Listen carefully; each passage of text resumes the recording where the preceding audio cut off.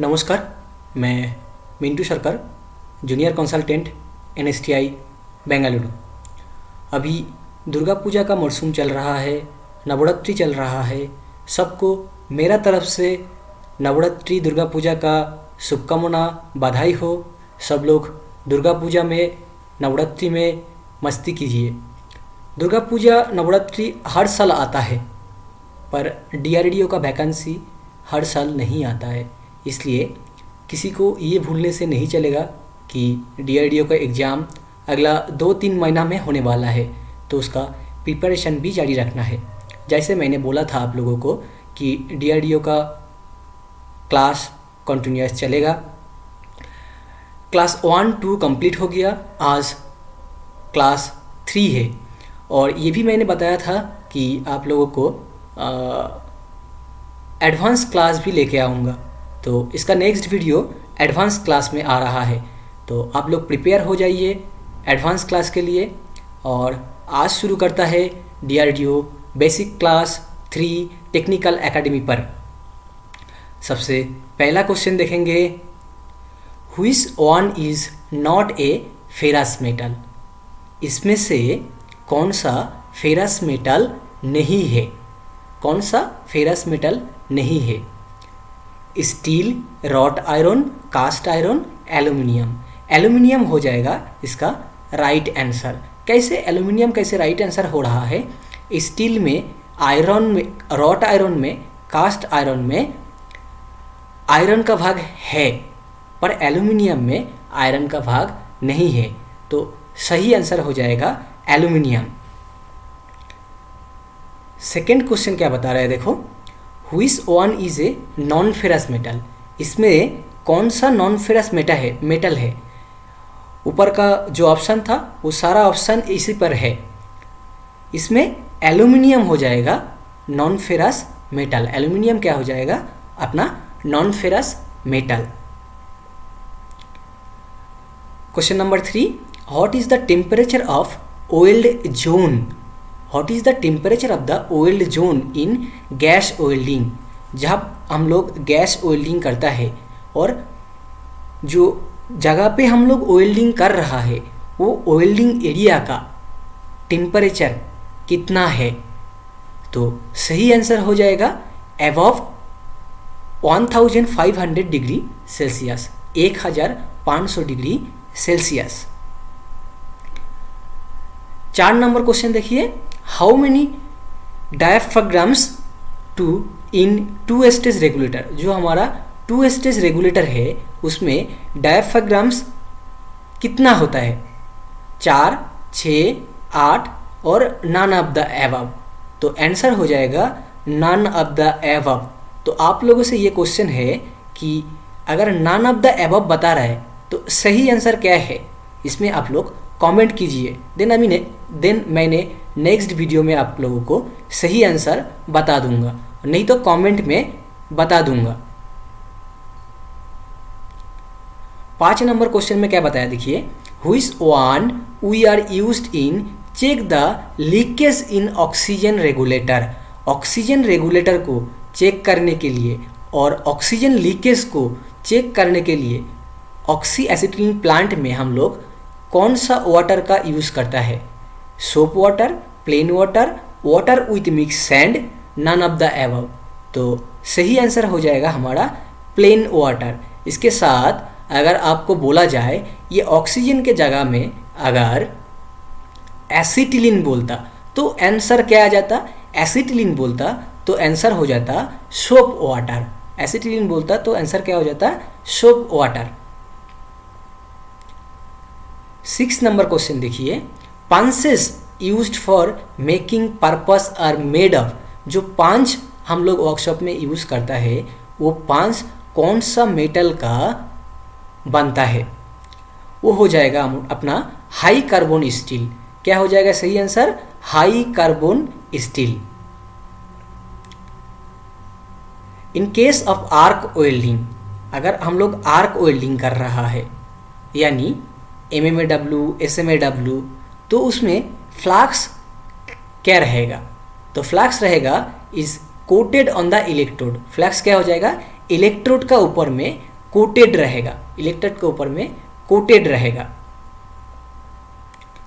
8 number question देखिए, penetration of fusion weld is the ratio. Penetration का fusion weld पे ratio क्या होता है? आंसर हो जाएगा option D, depth of the weld thickness of parent metal. जो पेरेंट मेटल यानी जो जॉब है, पेरेंट मेटल का दूसरा नाम क्या है? जॉब है, जिसमें हम वेल्डिंग कर रहा है, उसका जो डेप्थ होगा, उसका जो गहराई होगा, वो हो जाएगा हमारा penetration. Okay. 9 number question, which of the following welding process use non consumable electrode? Which of the following welding process, कौन सा वेल्डिंग प्रोसेस पे हम लोग यूज करता है, व्यवहार करता है नॉन कंज्यूमेबल इलेक्ट्रोड? जो इलेक्ट्रोड कंज्यूम नहीं होता है, जो इलेक्ट्रोड खत्म नहीं होता है, वो है टिग वेल्डिंग। टिग वेल्डिंग में हम लोग नॉन कंज्यूमेबल इलेक्ट्रोड यूज करता है। आप लोग कमेंट में बताना कि टिग वेल्डिंग में जो नॉन कंज्यूमेबल इलेक्ट्रोड हम लोग यूज करता है उसका नाम क्या है? टिग वेल्डिंग में नॉन कंज्यूमेबल इलेक्ट्रोड का नाम क्या है? 10 नंबर क्वेश्चन देखिए, the welding process in which heat is produce for welding by chemical reaction is known as. जो केमिकल रिएक्शन का द्वारा हीट उत्पन्न किया जाता है वो वेल्डिंग का नाम क्या है? सही आंसर हो जाएगा थर्मिट वेल्डिंग। थर्मिट वेल्डिंग में हम लोग केमिकल रिएक्शन करके हीट उत्पन्न करता है। इसमें आप लोगों को और एक क्वेश्चन आता है, ये थर्मिट वेल्डिंग का ज़्यादा उपयोग कहाँ पे किया जाता है? प्लीज़ कमेंट इट कि थर्मिट वेल्डिंग हम लोग कहाँ पर करता है। 11 नंबर क्वेश्चन देखिए, the process of joining, the process of joining two pieces of metals in which a non-ferrous alloy is introduced in a liquid state between the pieces of metals to be joined and alloyed to solidify is known as। जो non-ferrous metal में हम लोग welding कर रहा है उसमें liquid state का द्वारा जो वेल्डिंग किया जाता है उसका नाम है ब्रेजिंग। क्या नाम है? ब्रेजिंग।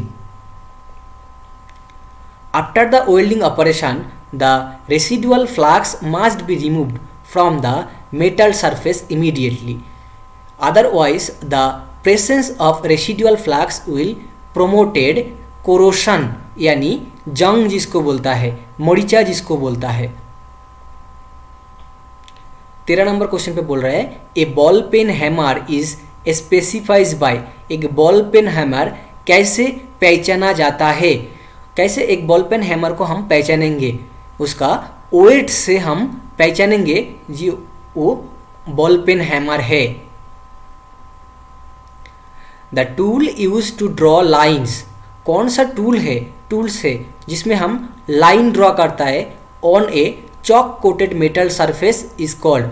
जो चॉक कोटेड मेटल सरफेस होता है उस पर क्या यूज करके हम लोग मार्किंग करता है या लाइन ड्रॉ करता है वो हो जाएगा स्क्राइबर। स्क्राइबर। 15 नंबर क्वेश्चन देखिए, the size of a bench vice, जो वर्कशॉप में यूज करता है bench vice is specified by. वो बेंस वाइज को कैसे स्पेसिफाइड किया जाता है? Width of the jaw. इसका जॉ का विथ कितना है, इसका जॉ का विथ कितना है वो देख के हम लोग ये बेंस वाइज को स्पेसिफाई करता है। जो वेल्ड स्पैटर है, जो वेल्डिंग करने के लिए जाता है हम लोग, वो वेल्ड स्पैटर क्या है? वो वेल्ड स्पैटर हो जाएगा वेल्डिंग डिफेक्ट, यानी वेल्डिंग करते हुए अगर स्पैटर आया तो वो स्पैटर क्या हो जाएगा? वेल्डिंग डिफेक्ट आ जाएगा। फॉर काटिंग ऑपरेशन, जब हम काटिंग ऑपरेशन करता है द मोस्ट सुइटेबल फ्लेम, तो उसमें फ्लेम कौन सा यूज किया जाता है? इसमें फ्लेम यूज किया जाता है oxidising flame. Oxidising flame use किया जाता है। आप लोग बुक्स देखेंगे तो देख सकता है कि जब हम फ्लेम बनाता है तब हम कौन सा फ्लेम बनाता है? तब हम न्यूट्रल फ्लेम बनाता है।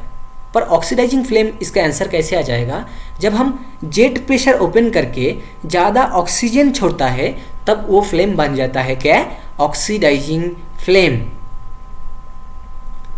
उसके बाद 18 नंबर क्वेश्चन पे, Flask is not used for welding.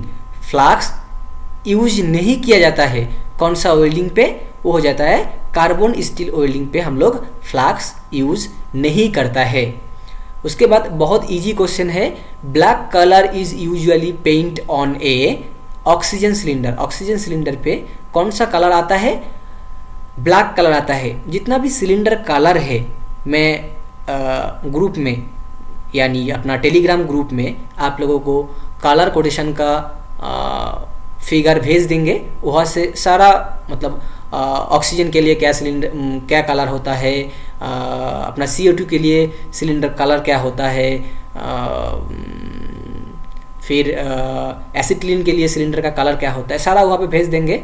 आप लोग पक्का याद कर लेना, हर एक एग्जाम में एक तो सिलेंडर कलर पक्का पूछता है। तो ये 4-5 सिलेंडर है, 4-5 सिलेंडर का ध्यान से याद कर लेना है, पक्का एक क्वेश्चन यहाँ से मिल जाएगा आपको। In arc welding the arc length should be approximately equal to. In arc welding में द आर्क लेंथ जो होता है should be approximately equal to, किसका समान होता है, बोल रहा है diameter of the electrode core wire. Electrode का जो कोर वायर होता है, इलेक्ट्रोड का जो अंदर का मेटल होता है, कोर वायर होता है, उसका डायमीटर जो है वो डायमीटर का अप्रोक्सीमेटली आर्क लेंथ होता है।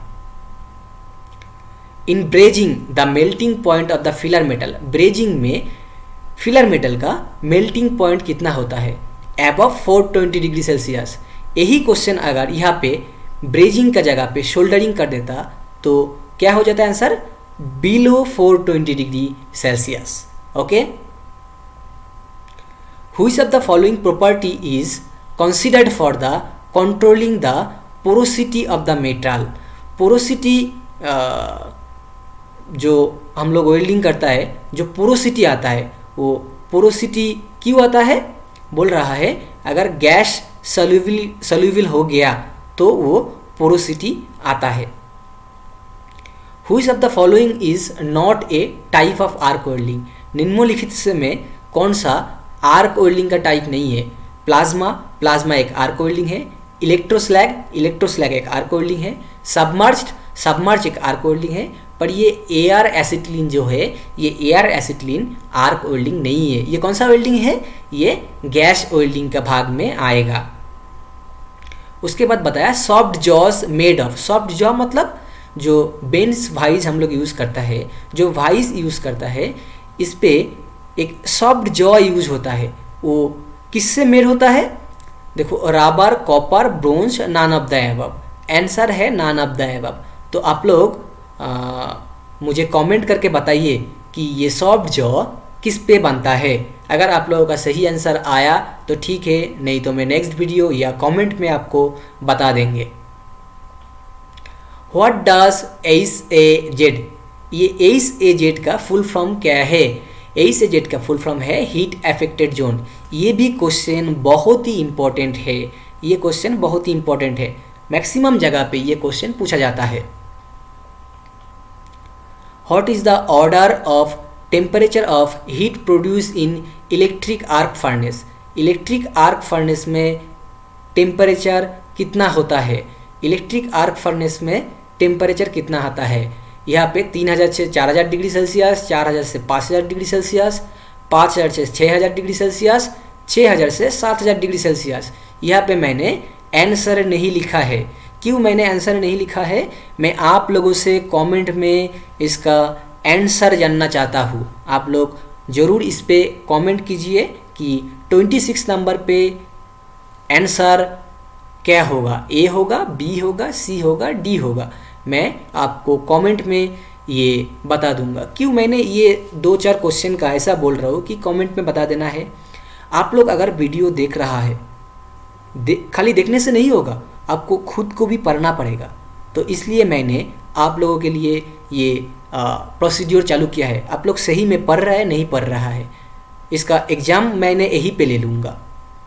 Okay, next 27, the distance from the centre of the arc to the tip of the electrode is called, जो इलेक्ट्रोड टिप है, टिप से लेकर, टिप का सेंटर से लेकर बेस मेटल तक का जो दूरिया है, ये दूरिया को क्या बोलेंगे?